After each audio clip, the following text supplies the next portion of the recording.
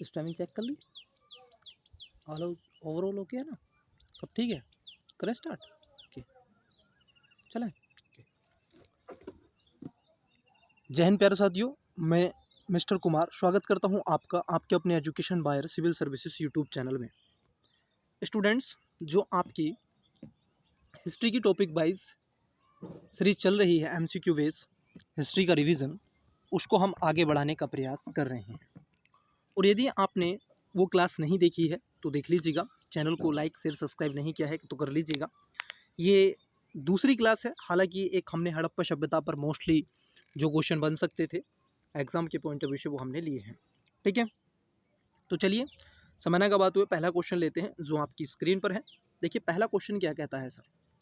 Question है, भारत में उपनिवेशवाद के वाणिज्यिक चरण के काल में कंपनी के द्वारा अपनाई गई नीतियों के विषय में क्या सत्य है। जरा समझना, यहाँ पर एक कहा गया है उपनिवेशवाद के वाणिज्यिक चरण। सर ये वाणिज्यिक जो चरण है ये कब से स्टार्ट होता है। आप देखोगे ये वाणिज्यिक चरण स्टार्ट होता है आपका 1700 नहीं है, 1813 से 1858 तक का ये काल रहता है। 1813 से 1858 तक का ये टाइम पीरियड रहता है जहाँ पर आपको ये चीज़ें देखने के लिए मिलती हैं। It's clear. ओके, अब इसी में आपको जानना है कि कौन सा सत्य है और नीति कौन कौन सी अपनाई गई थी। तो इन्होंने स्टूडेंट्स आप देखोगे विस्तारवादी नीति को अपनाया था। पहला अगर आप देखोगे मैं कहूँ आपसे तो विस्तारवादी नीति को इन्होंने अपनाया था। ये संधि के माध्यम से आप देखोगे, संधि के माध्यम से अपने क्षेत्र का और अधिक विस्तार करना चाहते थे। इन्होंने टैक्सेशन जो दर थी, ब्याज की दर जो टैक्स था वो भी आप देखोगे बढ़ा दिए थे। इनका मूलभूत उद्देश्य यही था कि अपनी ज़रूरतों को पूरा करना। हालांकि भारत में आप देखोगे निवेश हुआ, भारत में निवेश हुआ, चाहे वो रेलवे हो, लाल डलहौजी ने रेलवे आप देख लो कि चलवाई, पहली ब्लैक ब्यूटी नाम था उसका, 34 किलोमीटर मुंबई से थाने के बीच में, लेकिन फिर उसके बाद में कंपनी ने उसको आगे बढ़ाया। ठीक है, 1934 में कोलकाता के रीजन में आप देखोगे रेलवे का निर्माण कर दिया गया था, परंतु ये चीज़ें देखने के लिए, तो इसको थोड़ा सा आपको समझ लेना है। अब क्या कह रहे हैं ये, भारत में उपनिवेशवाद के वाणिज्यिक चरण के काल में कंपनी के द्वारा अपनाई गई नीति के विषय में क्या सत्य है। आपसे पूछा है सही। पहला स्टेटमेंट कह रहे हैं कि कंपनी ने भारतीय राज्यों के संदर्भ में युद्ध एवं विलय की नीति को यथासंभव टालने का प्रयास किया।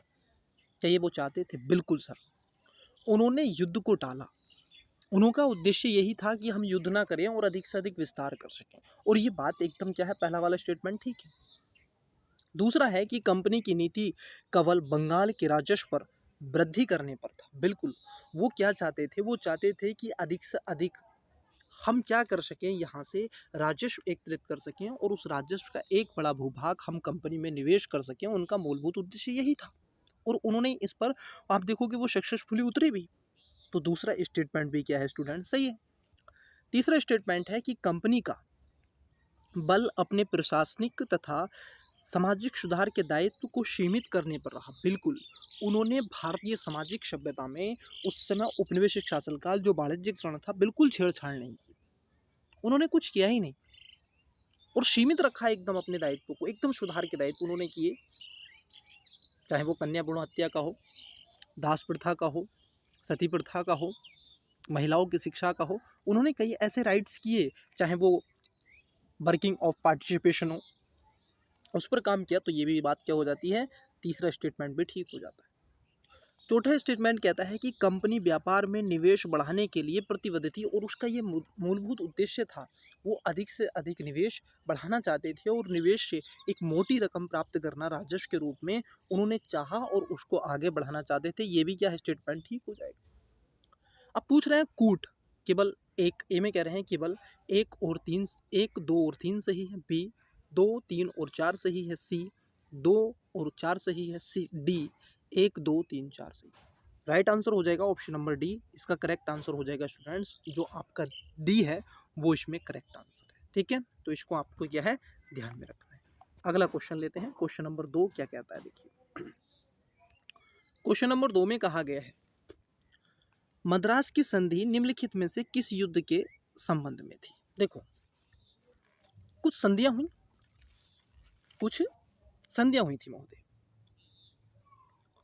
जब प्रथम अलंग मैसूर युद्ध हुआ था, अगर आप देखोगे, जो मद्रास की संधि थी, ये प्रथम अलंग मैसूर युद्ध के समय हुई। स्पष्ट हुआ? 1767 सॉरी 1769 हैदर अली और ईस्ट इंडिया कंपनी के बीच में हुई थी। ठीक है, जो मद्रास की संधि हुई थी। फिर उसके बाद में आपने ये सारे के सारे अलंग मैसूर युद्ध पढ़े होंगे। ठीक है, चाहे वो आपका प्रथम हो, द्वितीय हो, तृतीय हो, चतुर्थ में तो उसकी मृत्यु हो गई थी। इट्स क्लियर या नो? तो इसका जो राइट आंसर हो जाएगा वो ऑप्शन नंबर आप देखोगे पहला हो जाएगा, मतलब बी इसका करेक्ट आंसर हो जाएगा। अगले क्वेश्चन की बढ़ते हैं। ये इजी सा क्वेश्चन है, इसमें कोई रिवाइज वाली चीज भी ऐसी नहीं है। श्रीरंगपट्टनम की संधि होती है टीपू सुल्तान और ईस्ट इंडिया कंपनी के बीच में 1784 के आसपास, 99 में। अगला क्वेश्चन, तीसरा क्वेश्चन आप जरा समझिएगा। देखिए, औपनिवेशवाद के संबंध में निम्नलिखित में से कौन सा ऐसे कथन सत्य है? पूछ रहा है क्या है? सही।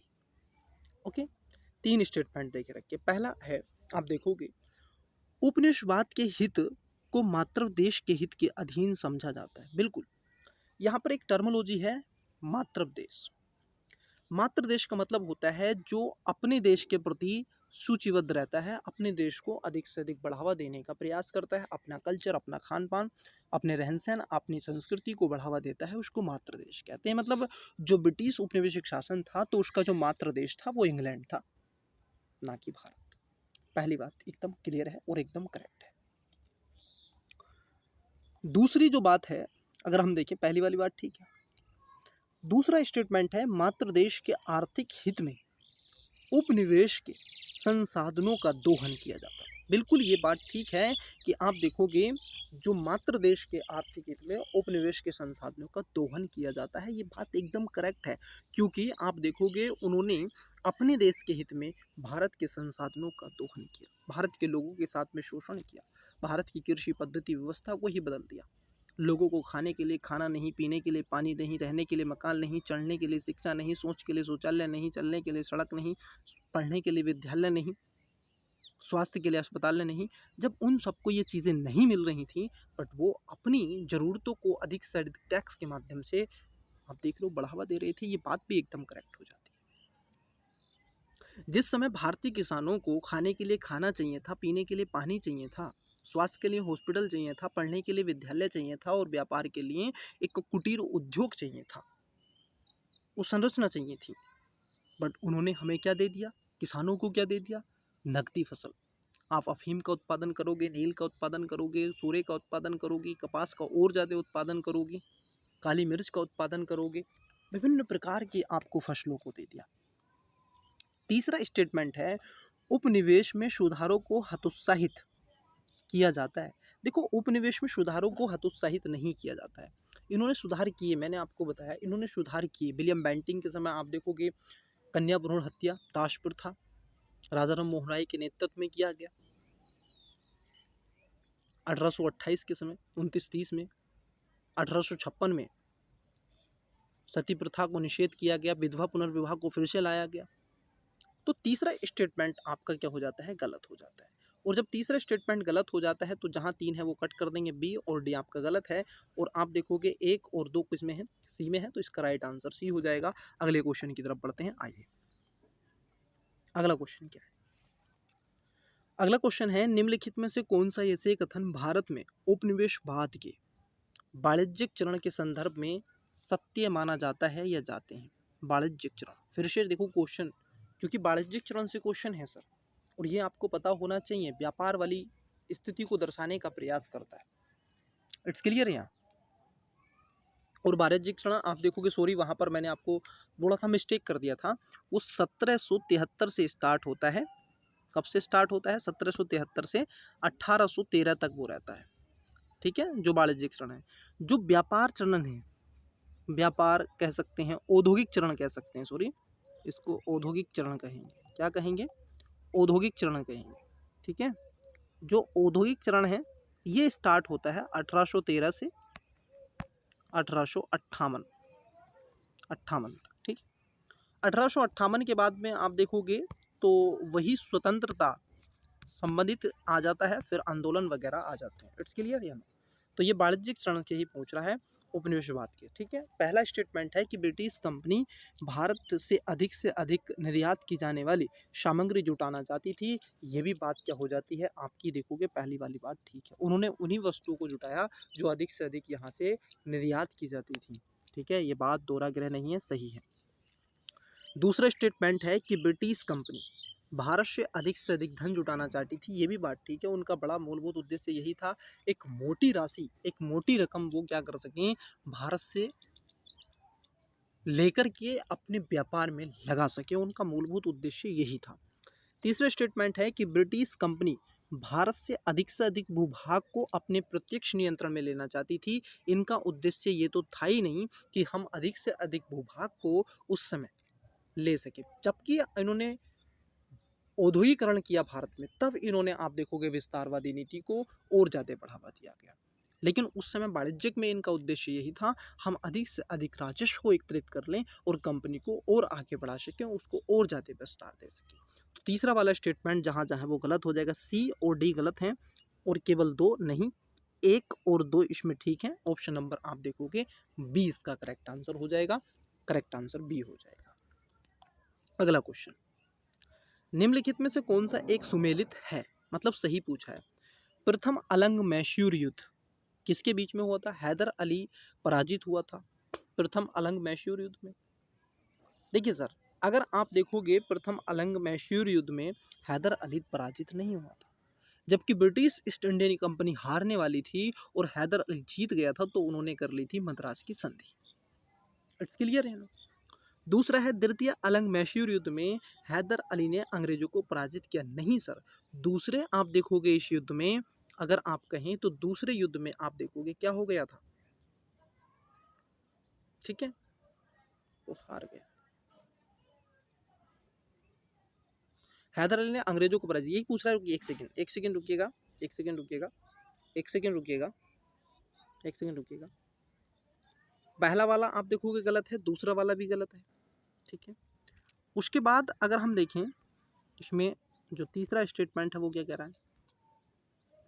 तीसरा स्टेटमेंट कह रहा है सर, तृतीय अलंग मैसूर युद्ध में टीपू सुल्तान युद्ध जीता और अपना भूभाग अंग्रेजों को नहीं दिया। श्रीरंगपट्टनम की संधि के अनुसार ये आप देखोगे लगभग 1799 के आसपास की ये संधि है, तो उसमें ये बात एकदम करेक्ट हो जाती है। चतुर्थ अलंग मैसूर युद्ध में टीपू पराजित हुआ, वह युद्ध के माध्यम से दिवंग हुआ। नहीं सर, पराजित नहीं हुआ था, बल्कि इसके साथ में संधि करने का प्रयास किया गया। फिर इसको एक बात बोली गई थी कि संधि कर लो। टीपू सुल्तान को पता था कि 4 दिन की चांदनी फिर काली रात है, अगर मैंने संधि कर ली फिर ये आंखें दिखाएंगे। तो टीपू सुल्तान ने कहा 10 दिन की जिंदगी गीदड़ों से बेहतर है 1 दिन की शेर की मौत मर जाना।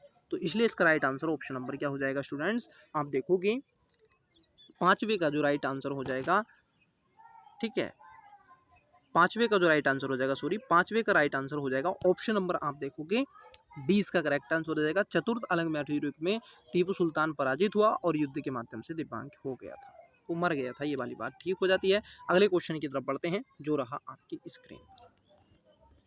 देखिए अगला क्वेश्चन, उपनिवेशवाद का प्रभाव निम्नलिखित में से किस क्षेत्र या किन क्षेत्रों पर देखा जाता है? अब देखो उपनिवेशवाद का जो प्रभाव है वो कहाँ कहाँ पर था? आर्थिक, राजनीतिक, सामाजिक, सांस्कृतिक, ये सभी पर आपको मिलेगा। इसलिए इसका right answer option number D हो जाएगा। और इतिहास की क्लास अगर आपने नहीं देखी है मॉडर्न हिस्ट्री की, तो देख लीजिएगा, वहाँ पर हमारी क्लास चल रही है। ठीक है, ये मिस्टेक मत कीजिएगा स्टूडेंट्स, क्लास को जरूर देखिएगा, चैनल को लाइक और शेयर सब्सक्राइब अवश्य कीजिएगा। अगला क्वेश्चन देखते हैं, पानीपत के तीसरे युद्ध में मराठों के पतन का या के कारण थे? देखो पानीपत का जो तीसरा युद्ध लड़ा गया था वो 1761 में लड़ा गया था। कब लड़ा गया था? 1761 में। इसमें एक था अफगान का अहमद शाह अब्दावली। कौन था? अहमद शाह अब्दावली था। और इधर से थे आपके मराठा। यहाँ पर जो विजय हुई थी आप देखोगे वो अहमद शाह अब्दावली की हुई थी और ये हार गए थे। इस युद्ध का निर्णय ये था कि दिल्ली पर कौन शासन करेगा, बल्कि ये देख रहा कि सर कौन हारा कौन पराजित हुआ, कि किसकी सत्ता समाप्त हो रही है, कौन कितने समय तक। ये इसका उद्देश्य था, तो ध्यान में आपको रखना है। चलिए सर यही पूछ रहे। स्टेटमेंट एक कहता है मराठा नेताओं के माध्यम आपसी मतभेद थे। बी कहता है मराठों के पास पर्याप्त संख्या में सैनिक नहीं थे। ये तो गलत है, सैनिक उनके पास में ठीक ठाक थे। और दूसरा स्टेटमेंट गलत है, तो सी नहीं है और डी नहीं है, ये आपको ध्यान में रखना है। ठीक है। मराठाओं को अन्य भारतीय राज्यों का समर्थन प्राप्त नहीं था, ये भी बात ठीक है, ये भी बात ठीक है, इसलिए right answer option number B हो जाएगा। 1 और 3 इसका करेक्ट आंसर हो जाएगा। अगले क्वेश्चन की तरफ बढ़ते हैं जो रहा आपकी स्क्रीन पर। क्वेश्चन है भारत में ब्रिटिश कंपनी की राजनीतिक महत्वाकांक्षा जागृत होने का या कि क्या कारण थे। दो स्टेटमेंट देके रखें। पहला है भारत में राजनीतिक अस्थिरता का दौर शुरू हो गया था। दूसरा स्टेटमेंट है ब्रिटिश भारत में अपनी व्यापारिक जरूरत को पूरा करने के लिए संसाधन प्राप्त करना चाहते थे। और आप देखोगे दोनों ही स्टेटमेंट क्या हो जाते हैं, ठीक हो जाते हैं, और इसीलिए right answer option number C हो जाता है। अगले क्वेश्चन की तरफ बढ़ते हैं। चलिए सर आइए अगला क्वेश्चन देखते हैं। अगला क्वेश्चन है आपका निम्नलिखित कथनों पर विचार कीजिए। 3 स्टेटमेंट है और पूछ रहा आपसे सत्य। ठीक है स्टूडेंट्स, जब आप क्वेश्चन को पढ़ें तो इसको जरूर देखें निम्नलिखित कथनों में से कौन सा कथन सत्य है या नहीं सत्य, ये आपसे पूछा जाता है। ठीक है, देखिए पहला स्टेटमेंट, पानीपत के तृतीय युद्ध में अहमद शाह अब्दावली ने इब्राहिम लोदी को पराजित किया था। भाई अभी मैंने बताया कि 1761 में लड़ा गया था मराठा और किसके बीच में, अहमद शाह अब्दावली की। तो इब्राहिम लोदी कहाँ से आ गया, पहला वाला स्टेटमेंट गलत हो जाता है। अब देखिए एलिमेंट मैटर लगा लीजिए, तो आंसर आप देखोगे ए तो नहीं होगा। दूसरा स्टेटमेंट है कि तृतीय अलंग मैसूर युद्ध में टीपू सुल्तान की मृत्यु हुई, ये भी गलत है। जो चतुर्थ अलंग मैसूर युद्ध हुआ था उसमें उसकी मृत्यु हुई थी, तो ये भी स्टेटमेंट क्या हो जाएगा, गलत। जहां 2 है वो भी कट कर दीजिए, तो ये भी गलत हो गया। प्लासी के युद्ध में सिराजुद्दौला की पराजय के लिए मीर जाफर ने अंग्रेजों से मिलकर षड्यंत्र रचा था। क्या ये वाली बात ठीक है, क्या ये वाली बात ठीक है? जी हाँ, आप देखोगे मीर जाफर, प्लासी का युद्ध हुआ था 1757 को।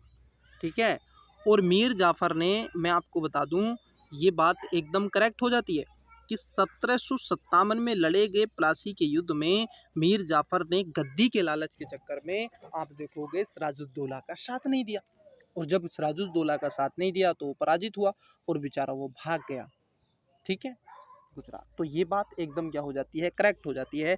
इसलिए आप देखोगे इसमें राइट आंसर हो जाएगा केवल तीसरा वाला स्टेटमेंट। ठीक है, तो बी इसका करेक्ट आंसर हो जाएगा।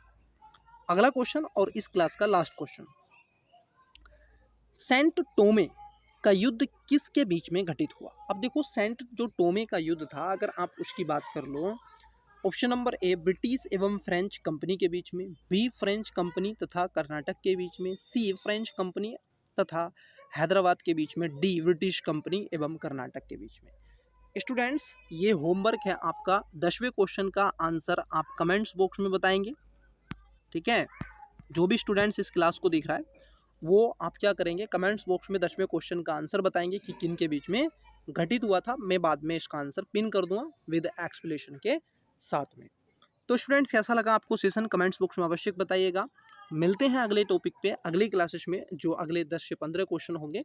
ठीक है, तब तक के लिए मन लगा के पढ़ते रहिएगा, रिवाइज करते चलिएगा, पढ़ते चलिएगा। जय हिंद, बाय।